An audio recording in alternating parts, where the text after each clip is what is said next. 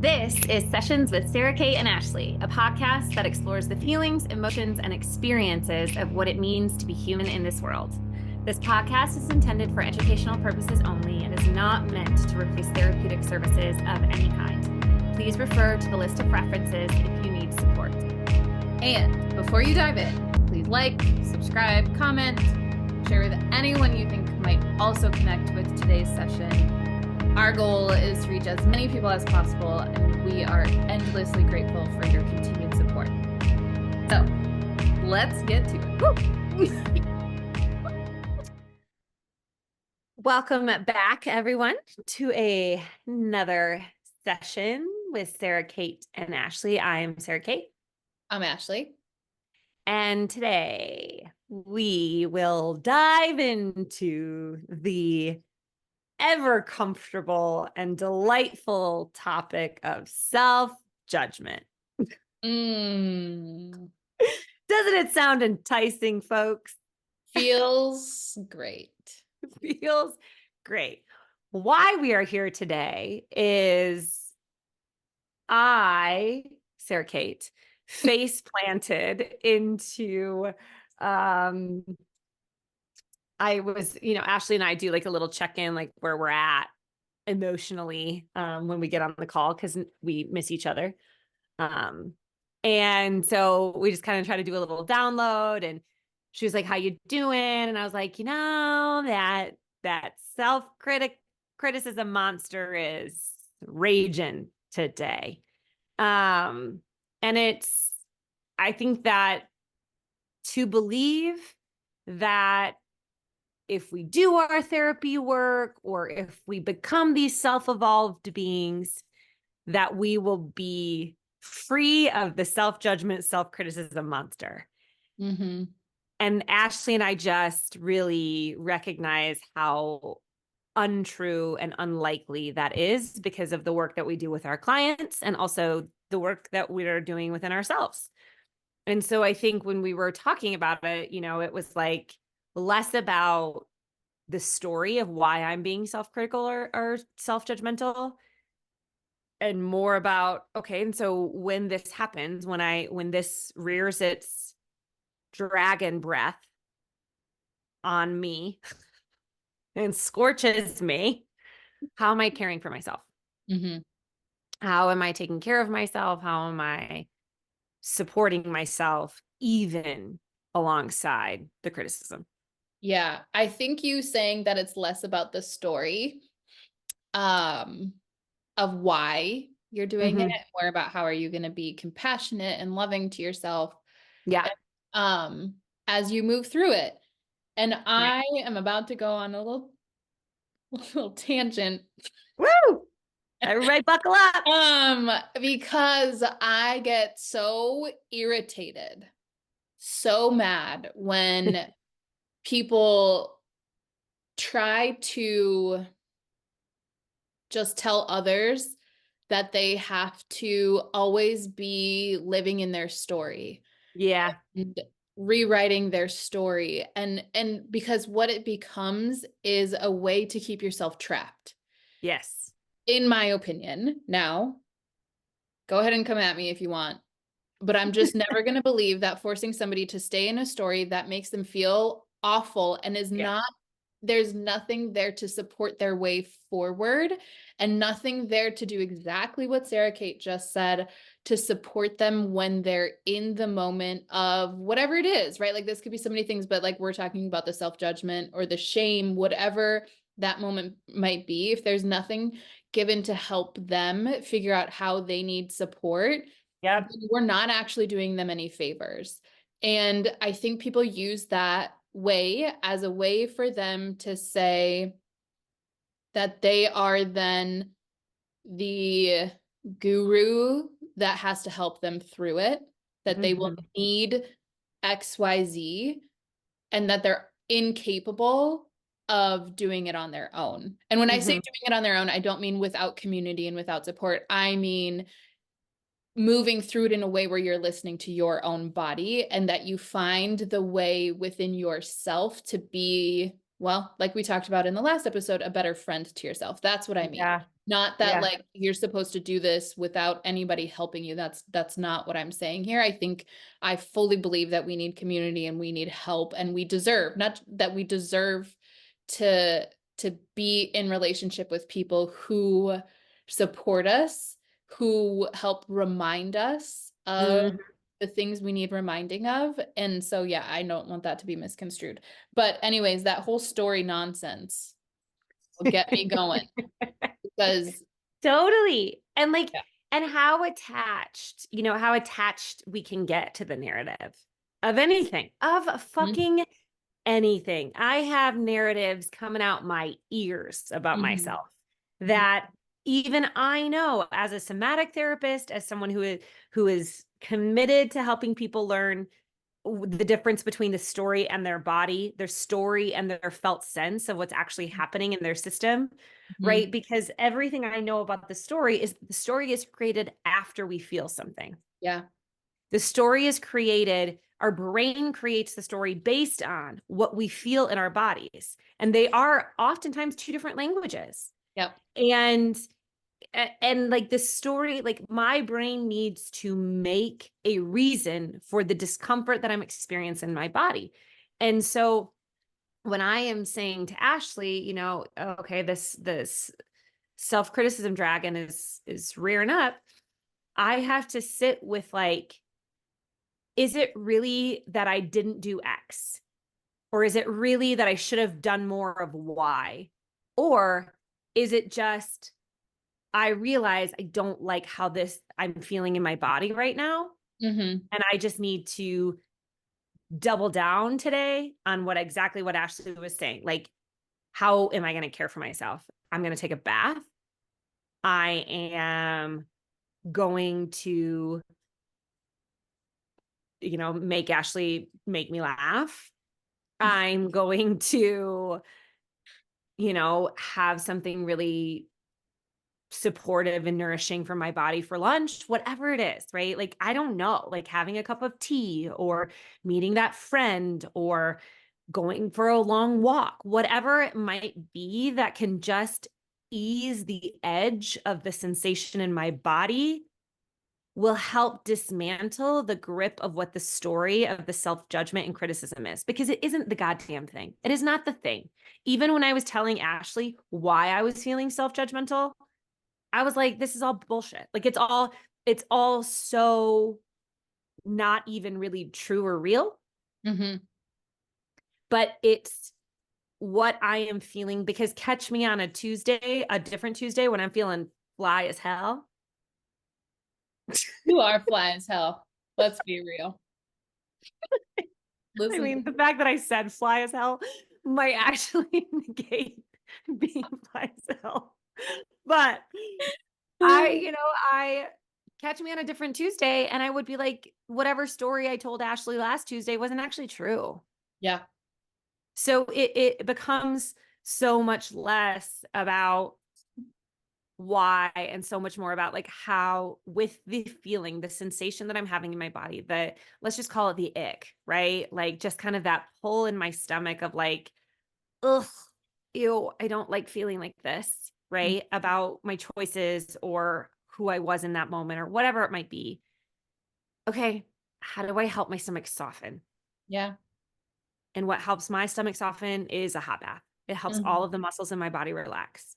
So let Mhm. me focus on that, Mhm. right? Yeah, I think, a really sciency. So there's some people who tell me that they appreciate the science part Let's bring it that we in. bring in Yes, sometimes. So if you're bring one it of those, in. um, pain. I'm going to talk about pain for a second because it's a really interesting thing. Yeah, And often, you know, when we're in a lot of pain, that is the thing I'm going to like equate this over. That's the thing that like is creating all of the story, is because yeah, of the pain itself, right? And so when we're talking about these two different languages that are being spoken, this is just like a really good way to see that there are two very different things happening. So when you have pain, you have that like physical sensation, like in yeah. your, like let's say you tore your ACL, right? Like I hope that nobody's going to tell you that like, hey, that's not painful, right? That's probably going to hurt. Like you're probably going to have some discomfort, physical Yes. discomfort, right? Yeah. But here's the thing that we have to remember is there the difference between the physical pain and Yeah. our brain's interpretation of the sensation. And Yeah. so when we're speaking about there's a difference between like the two stories that are going on, there's a difference in what physically we're feeling in our body, like Sara Cate was just saying, and our brain's interpretation. And it's our brain's interpretation that is going to create the story that isn't necessarily accurate Yep. for what's going on. And this Yes. does not mean that it's all in your head, that you're No. just, you know, any of that, because that gets pushed a lot with like the pain narrative, especially if you're having like chronic pain, people who suffer from chronic pain. Yeah. However, there is a very big difference between the physical pain in the back and the brain's interpretation. And if we're constantly trying to make you live in Very this good. story of your brain's interpretation, we're Yes. missing the whole entire mark, and we're missing any chance we have to help Yes. feel more in your body. Yeah. Absolutely. So you mentioned a couple things, Sara Cate, that make you feel better, like, or that might. That So might. like, And when I say feel better, well, it okay. doesn't mean I feel happy and that rainbows are Right. shooting out of my eyeballs. Yeah. Yes. Okay. So you mentioned a couple of things that help you support yourself, like the bath and the walk. Maybe it's, you know, with a friend, but she used terms, or she said might, or maybe it's the talk with the friend, right? And she listed multiple examples. And so I think that that is a really good point to make, is that this doesn't necessarily have to be something that you know exactly is what's going to just like, we're not thinking about like, okay, we are going to just like take it away. And like she said, rainbows are popping out the top of your head, right? Like, but we are talking about how do we get to know ourselves well enough that we can even begin to just give a little bit more compassion and care in those moments, right? It doesn't mean that we're taking it all away. It doesn't mean that we're all of a sudden going to just be able to say like, hey, nope, in 2 minutes, we're happy again, right? Or we feel totally better again, right? But it's like, you know, if you were caring for a sick child, right? You wouldn't just say, oh, okay, yeah, well, I brought you that blanket, so like you're gonna feel better in 2 minutes. Yeah. Right? Yeah. Like, Even medicine. right? They need time, Right. Like it takes right? time. Yeah. And so it's just, I think it's sometimes easier for us to see how we would care for like a physical injury or like an illness, right? Yes. And Yes. and because we don't see this like internal structure, this internal system that is often more energetic, it's more thought-based, right? And so we don't necessarily view it as something that's worthy of that kind of care. And it is. And we don't necessarily know what in that moment we're going to need, but we can know that it's okay to ask the question. Yeah. That it's okay to pause, that it's okay to say, all right, this is what I'm feeling.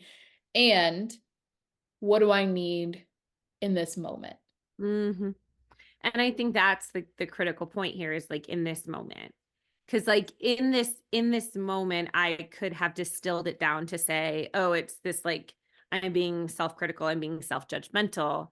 And if I were really to sit with this sensation, what it comes down to, the feeling of nausea in my body and like that kind of holding that I feel in like my diaphragm, my pelvic floor, everything kind of lifts up. What I actually know to be true about that sensation in my body is it's actually my anxiety. And so how do I know to care for my anxiety in this moment? Because tomorrow it could be a very different sensation and a very different kind of experience. Yeah. It could be some, I don't know, guilt maybe, or whatever it might be. It can change. It can shift.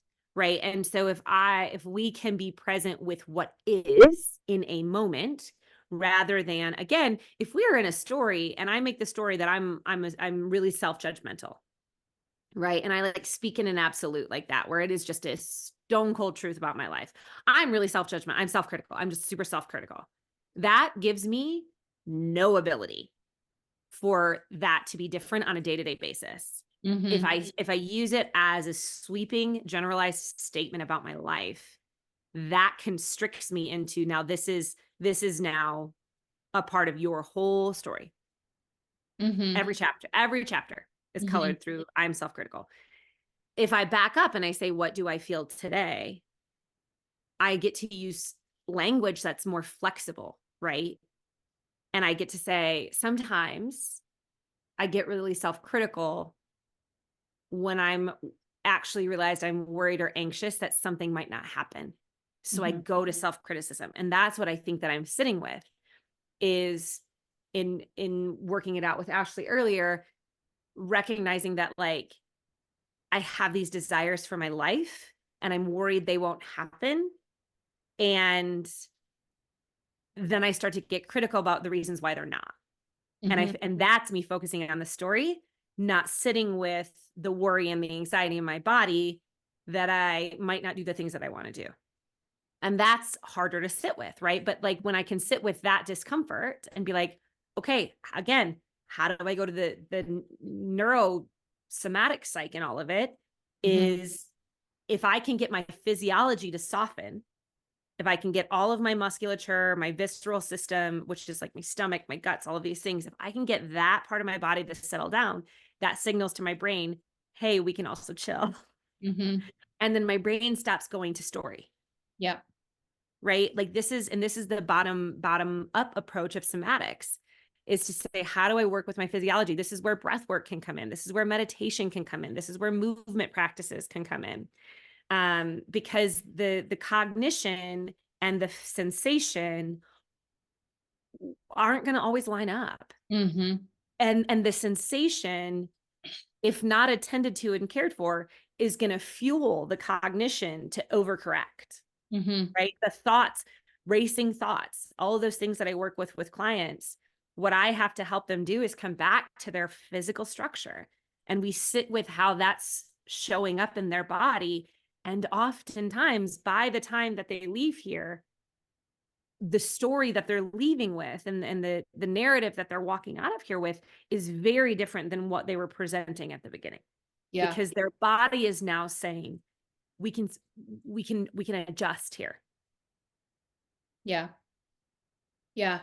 I I'm all I find for myself that it is when I'm in those moments that it not maybe initially but there's a point along there where how I need to care for myself is having someone to kind of process some of those thoughts and stories with, right? And not on purpose, I have realized that it's helpful for me when somebody says, okay, that thing that you just said is not actually true. So, and it helps me not in terms of like, okay, I'm just lying, right? But it helps me come back to like, okay.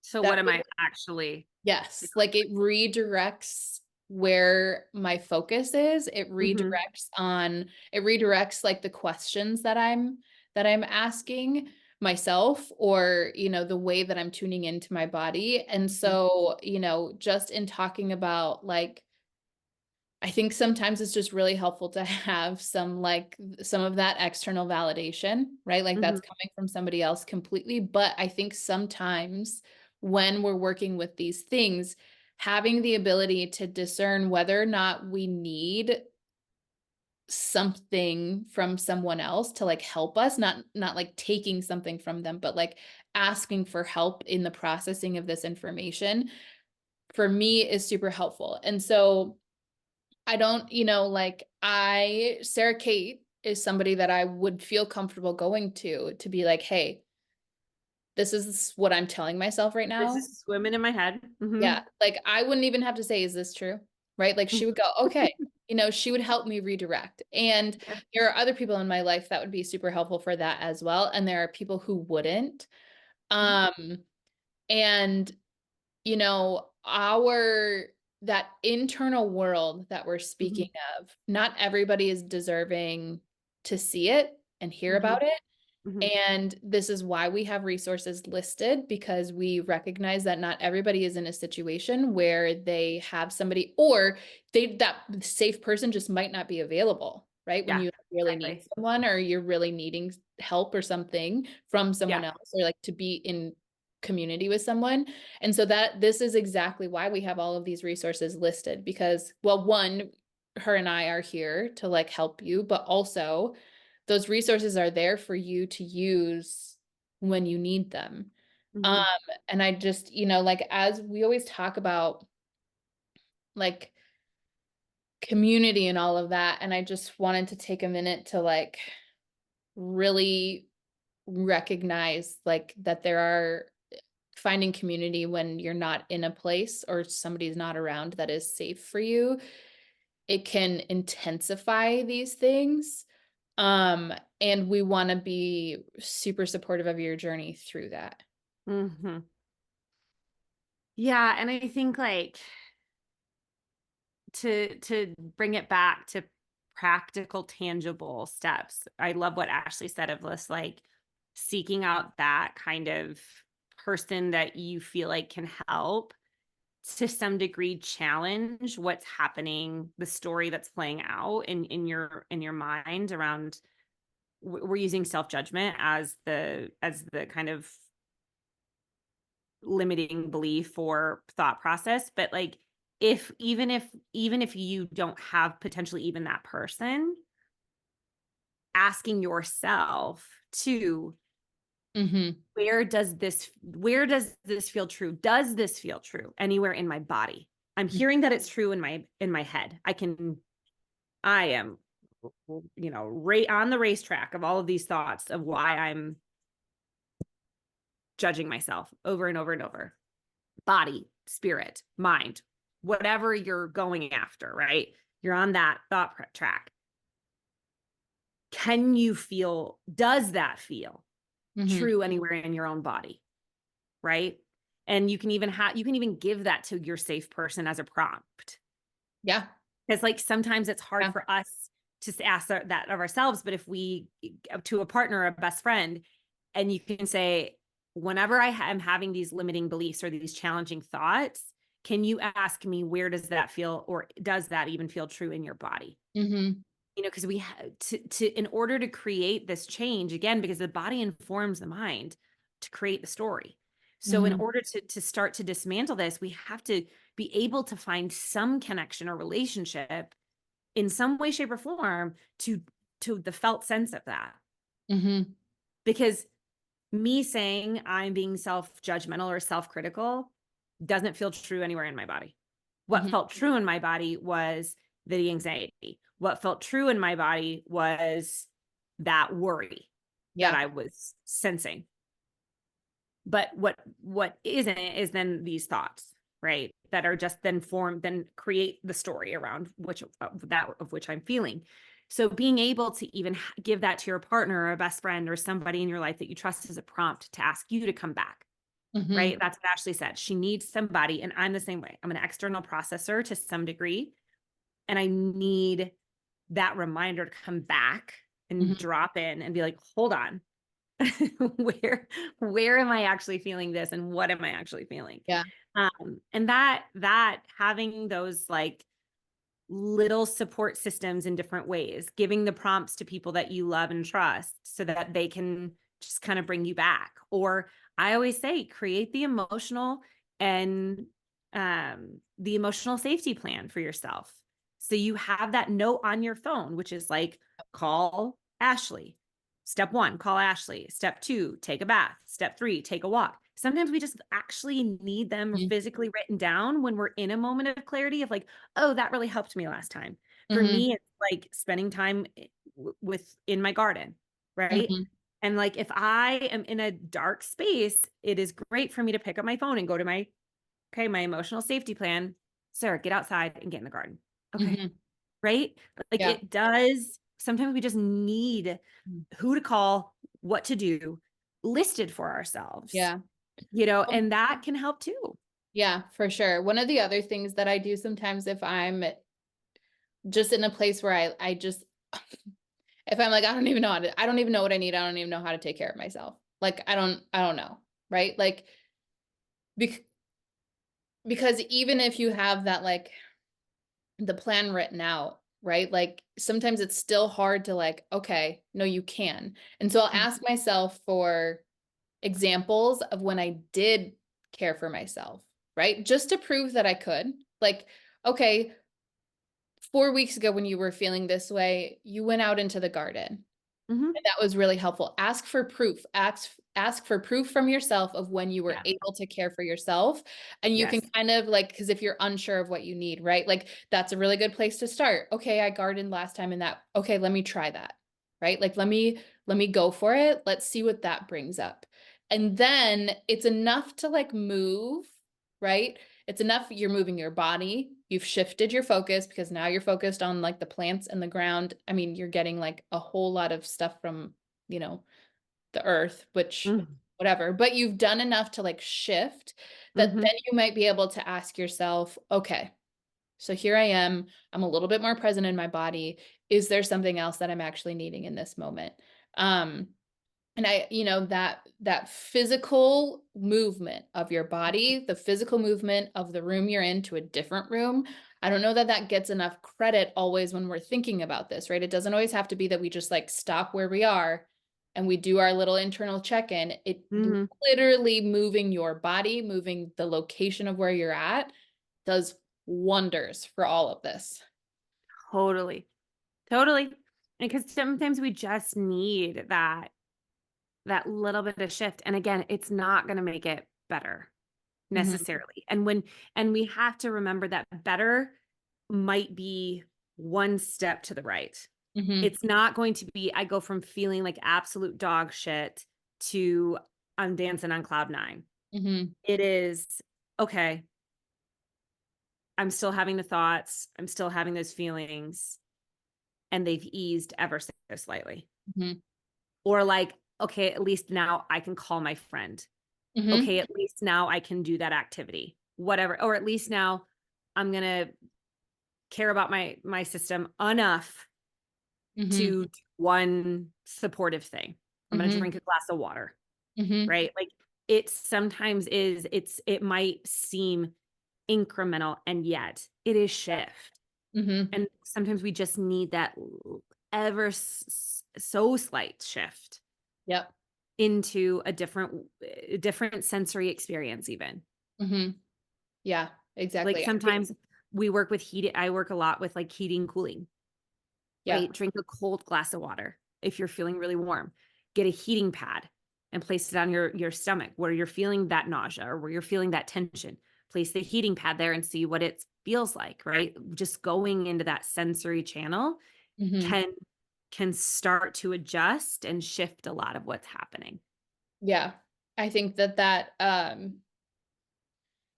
idea that better means 100%, 0 to 100% is something that we have as a society placed Mhm. upon ourselves that is just one of like the biggest Yeah.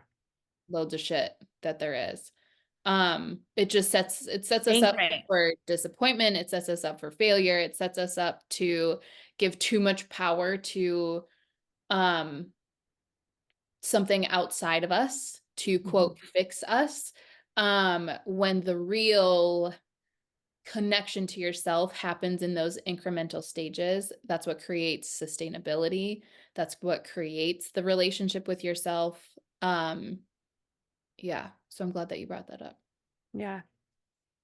So, if you find yourself swimming in thoughts and stories of self-judgment and self-criticism, or maybe yours is a different variety or flavor today, but you're ruminating, you're circling through, you can't seem to get out of it.